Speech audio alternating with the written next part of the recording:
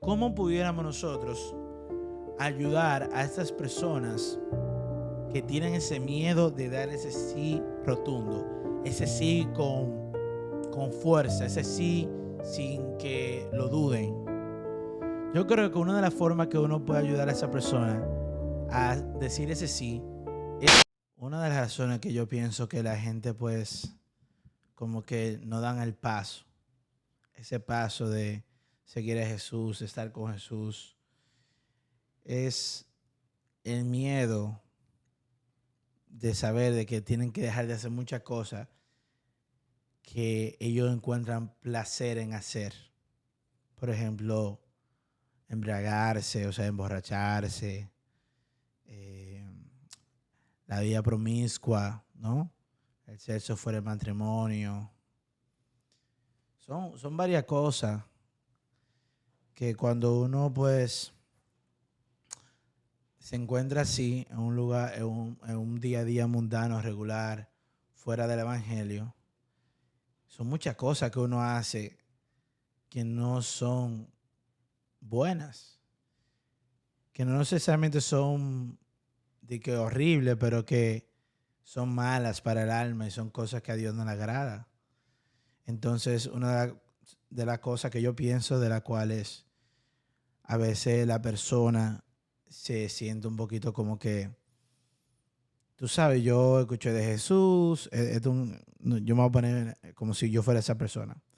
Yo sé que Jesús existe, yo sé que Jesús es Dios y todo eso, pero yo no sé si pueda de verdad vivir esa vida de cristianismo, porque es que yo no quiero dejar de beber los fines de semana o cuando yo quiera, así, tú sabes, ir a la discoteca, así, bailar, así, todo eso. Y también dejar de ver pornografía, dejar de masturbarme. O sea, son muchas cosas que yo no quiero dejar de hacer. Y eso es una realidad. Tú pensarás, Edwin, yo creo que tú estás exagerando. No, no, no. Es una realidad. A lo mejor que una persona no lo diga en voz alta, como lo estoy diciendo yo, son otra cosa. Porque es muy difícil que un humano no sienta vergüenza y una buena vergüenza, porque estaría hablando de cosas que no son buenas, que lo diga. Al menos que sea con una persona que confíe mucho y todo eso. Pero en realidad, o sea, es triste porque uno que ya camina con Jesús trata de vivir de acuerdo a lo que Jesús enseña, en lo que la iglesia enseña y que nosotros debemos practicar.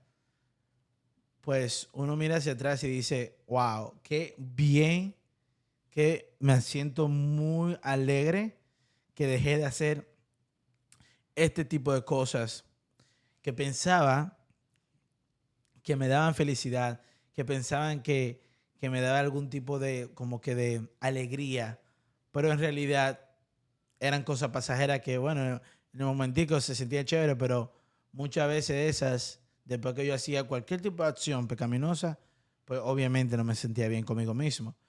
Porque la realidad es que la conciencia, nuestra conciencia, ¿no? Dios está allí porque Él nos crea a nosotros. Y entre lo que es la conciencia y nuestra alma que proviene de Dios, ese rúa, ese soplo de vida que Él nos da en nuestra creación, esa alma siempre anda en búsqueda de unirse con Dios.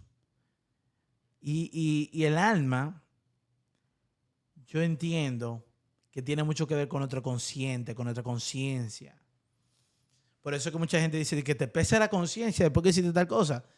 No es necesariamente porque conoce que eso es malo o bueno, porque lo leyó o lo aprendió, pero es que algo intrínsecamente dentro de esa persona que sabe que tuvo mal. No, eso tiene mucho que ver con lo que es la moral, porque muchas personas dicen, oh, no, que la moral es porque simplemente se lo inventó el humano y porque no, que el cristianismo y todo esto. Pero la realidad es que la moral, si uno hace silencio y analiza los hechos que uno hace, en esa soledad del silencio, en su mente, su conciencia, y yo le voy a cambiar el nombre de conciencia, su alma le está revelando que eso no es bueno. Y es porque el alma de nosotros tiene un sello, no necesariamente el sello del bautismo, pero un sello porque proviene de Dios, ese espíritu, el ánima, los que nos da animación a nuestro cuerpo. Porque eso es algo también importante, que uno está caminando y cree que, bueno, sí, se murió. ¿Qué pasó? El alma salió del cuerpo. El alma no reside en el cuerpo. Ahí ya quedó la persona. Literal, un cuerpo vacío. No, simplemente materia. Entonces, familia, o sea, yo, eso es algo que yo entiendo y que me preocupa. Entonces yo digo, ¿cómo pudiéramos nosotros ayudar a estas personas que tienen ese miedo de dar ese sí rotundo, ese sí con fuerza, ese sí sin que lo duden? Yo creo que una de las formas que uno puede ayudar a esa persona a decir ese sí es con nuestro propio testimonio. Cómo ellos ven que el sí de nosotros, que a lo mejor lo diste hace años o hace unos meses o lo que sea, hace un tiempo atrás, ¿qué efecto ha hecho en tu vida ese sí a Dios? Ese sí, voy a caminar con Jesús. Si el efecto ha sido que tú eres una persona ahora un poquito más paciente, que eres un poquito, por lo menos, más amoroso, que comprendes más, que no excedes nada de lo que haces, no te excedes en trabajo, no te excedes en comer, no te excedes en bebida, no te excedes en todo lo demás que tiene que ver con una vida diaria, porque en todas esas cosas, tareas diarias que hacemos, tú puedes hacerlo bien y chévere, no hay problema, pero también está esa línea de exceso que uno puede pasar y ya todo lo que uno hace de exceso, hay un problemita ahí, porque hay algo más detrás.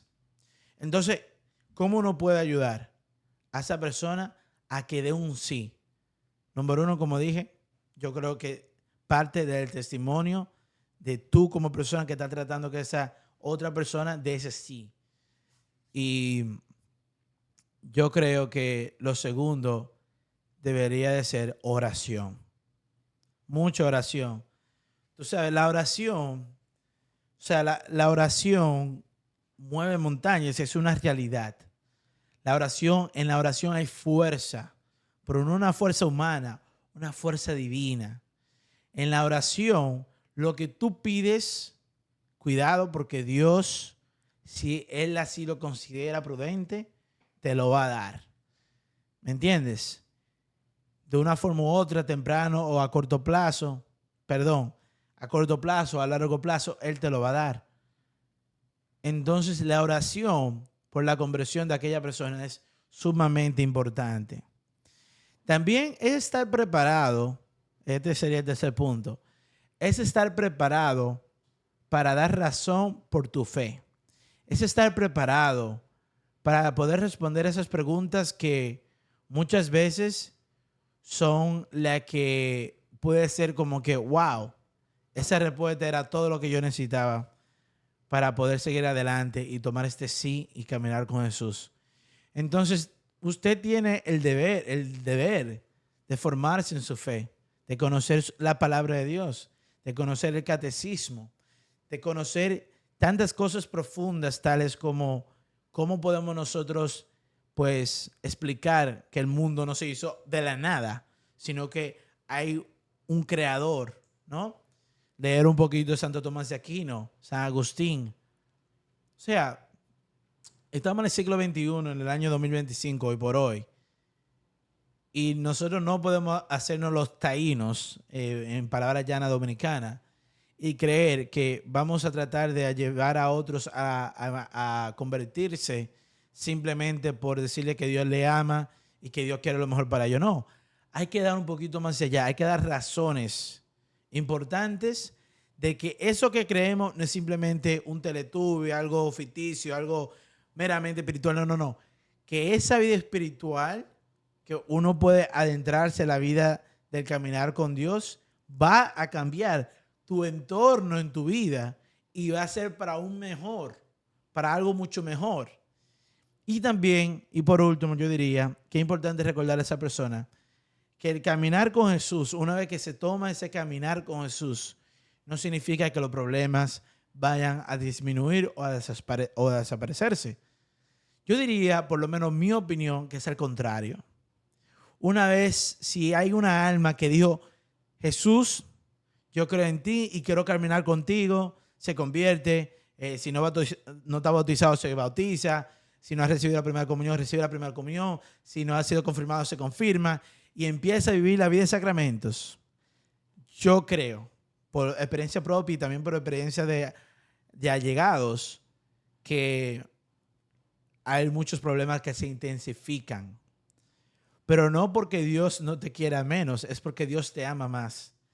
Te ama más hasta el punto que permite que los demonios te molesten para que tu fe siga creciendo aún más y que tu oración se intensifique para que tú te puedas unir más a Dios.